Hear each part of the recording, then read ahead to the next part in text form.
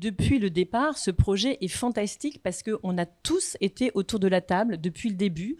C'est-à-dire qu'on a bien vu que pour répondre aux défis, à la fois des professionnels hospitaliers, professionnels de ville, mais aussi de nous patients et avec nos proches, il fallait qu'on se parle, qu'on s'écoute. Et que c'est le seul article 51 en cancérologie qui va tenir compte de qui est le malade, comment il vit, comment il va. Il y a quand même une certaine difficulté, nous en tant que patients, à joindre nos centres de soins. On n'a pas forcément la ligne directe de notre médecin. La plupart du temps, on a juste le mail, le standard de notre infirmière coordinatrice. Qu'est-ce qu'on fait la nuit? Qu'est-ce qu'on fait les week-ends? On va prendre un cas simple, une apparition de boutons. Vous avez quelques boutons qui apparaissent, vous n'allez pas aller aux urgences et puis attendre pendant 8 heures.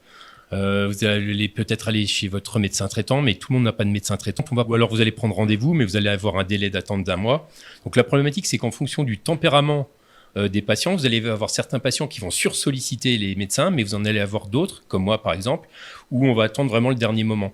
Ces différents témoignages-là, ils servent surtout essentiellement à montrer que ces conséquences graves de toxicité, elles peuvent être complètement évitées justement grâce à des parcours comme Aquadome, parce que finalement les toxicités elles vont vraiment être très interdépendantes des patients.